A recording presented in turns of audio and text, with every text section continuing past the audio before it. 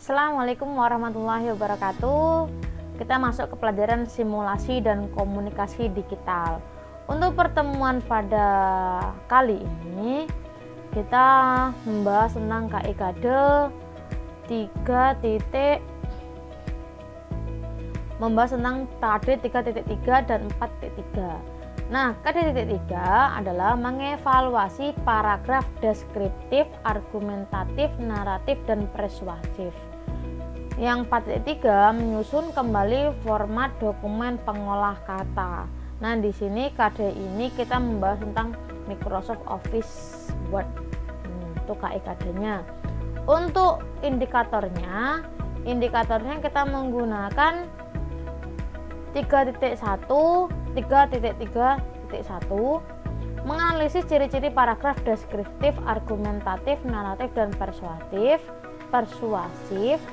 membandingkan paragraf deskriptif, argumentatif, naratif, dan persuasif. Yang ketiga, mengembangkan paragraf dalam bentuk artikel tentang adiwiyata. 4.3, memanipulasi dokumen menggunakan perangkat pengolah kata, membuat tulisan deskriptif. Juga mengembangkan proposal menggunakan perangkat lunak pengolah kata. Itu adalah KIKade atau indikator yang akan kita pelajari di pertemuan kali ini. Kita masuk ke materi. Materinya adalah sebelum kita masuk lagi ke masalah Microsoft Office Word, kita harus tahu pengertian dari deskripsi.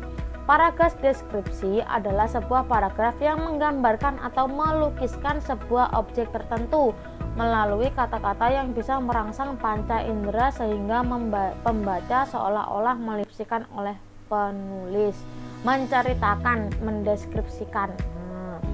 Yang kedua adalah paragraf argumentatif. Sebuah paragraf yang gagasan utamanya dikembangkan dengan cara menjabarkan pendapat, ulasan, bahasan atau ide pribadi penulisnya. Tujuan dari paragraf ini adalah untuk meyakinkan atau mempengaruhi pembaca agar memiliki pendapat yang sama dengan pendapat si penulis. Itu argumen, pendapat. Kalau deskripsi tadi menceritakan, argumen itu pendapat. Yang ketiga, paragraf naratif. Paragraf naratif adalah jenis karangan yang mengungkapkan suatu kisah, peristiwa, atau pengalaman pribadi berdasarkan urutan-urutan kejadian atau peristiwa. Paragraf naratif merupakan paragraf yang berisi tentang pemaparan suatu kejadian yang dirangkai dalam kesatuan waktu. Paragraf persuasif. Paragraf persuasif adalah paragraf yang isinya berusaha untuk merebut perhatian pembaca.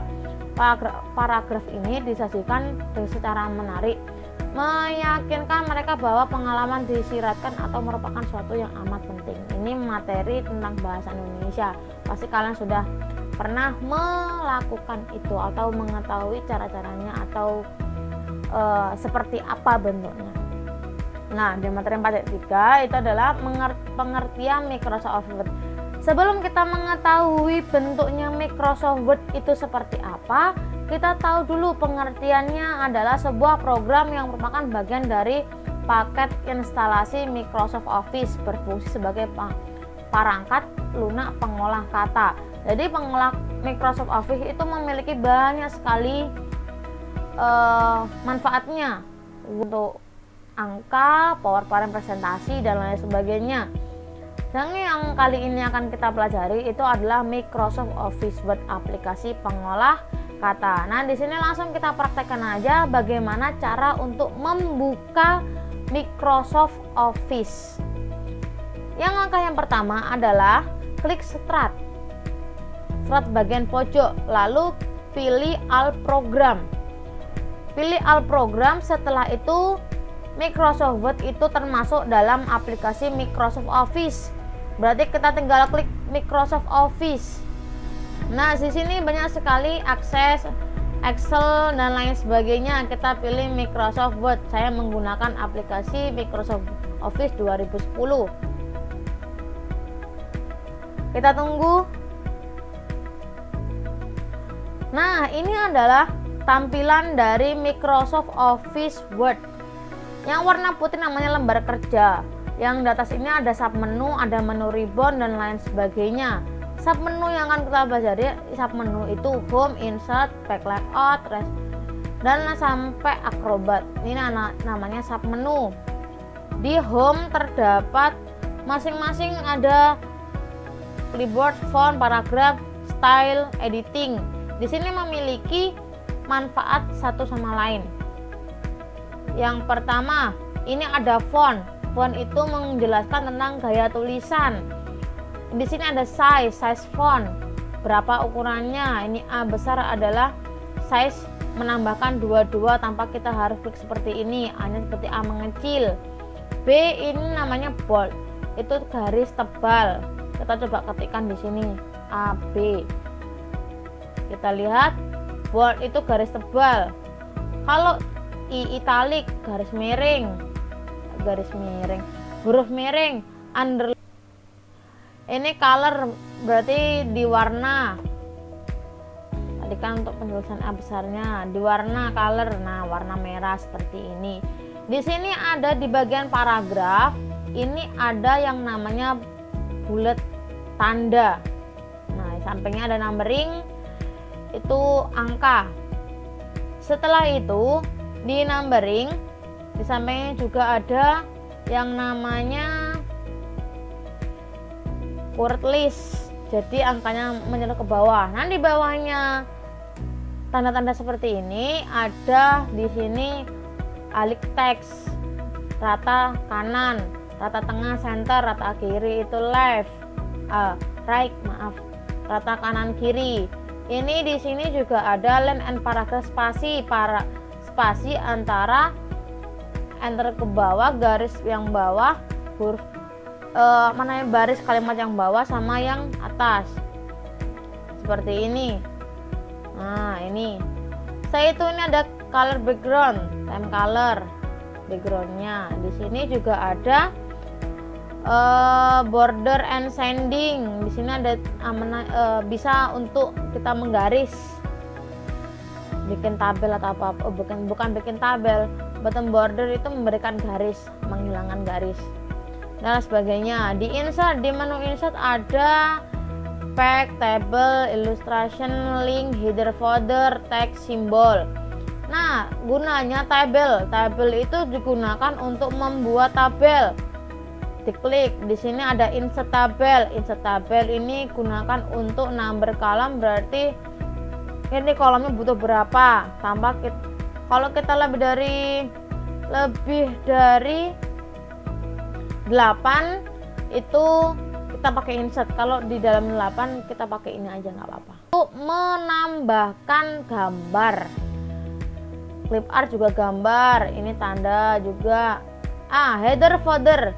Header itu di atas, digunakan untuk kalau kita ingin memberikan nomor halaman, kita pakai biasanya kalau di bawah pakai footer.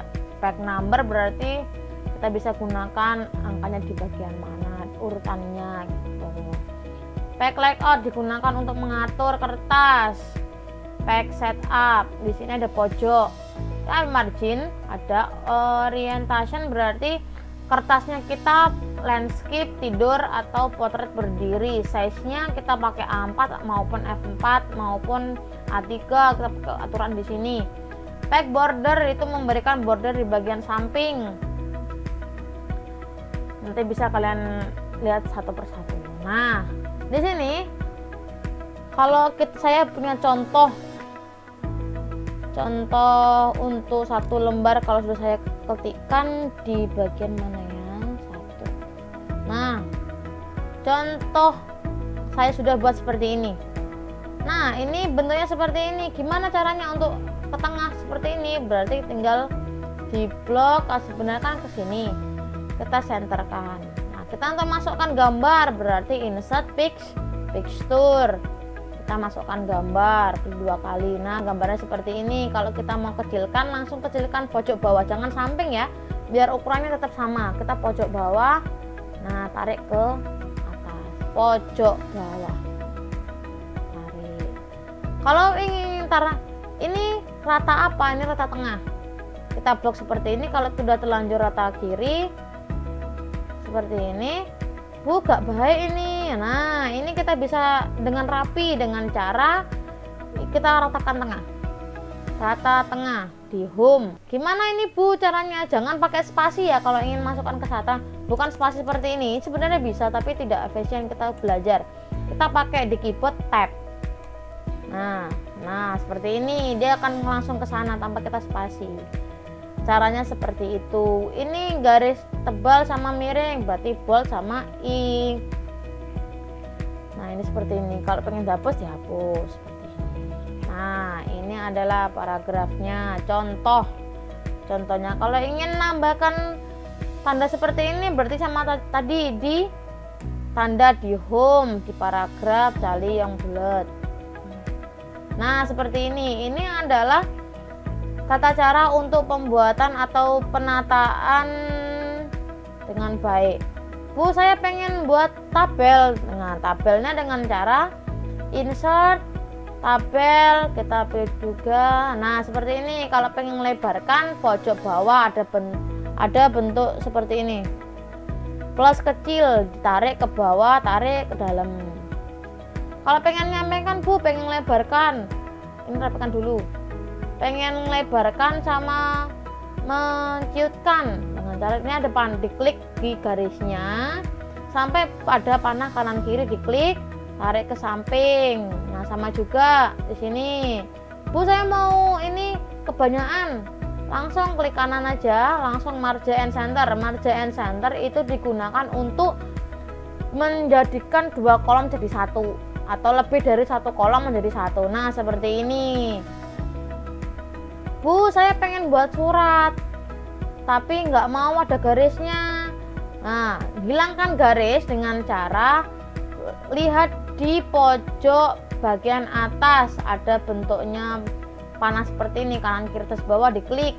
Setelah itu di bagian penuh home ada bagian border. Kalau sebelum kita border, kita lihat previewnya. Nah, di sini masih ada garisnya. Bu, saya pengen menghilangkan garisnya dengan cara like home, button border, pilih no border. Nah, meskipun ada garis seperti ini, ketika kita print, nggak ada garisnya. Gunakan untuk meluruskan. Itu sampai sini ada pertanyaan. Kalau nanti ada pertanyaan, kita langsung nanti ada pesertanya jawab. Setelah itu jangan lupa nanti untuk menyelesaikan latihan soal yang sudah terjadwalkan. Terima kasih. Wassalamualaikum warahmatullahi wabarakatuh.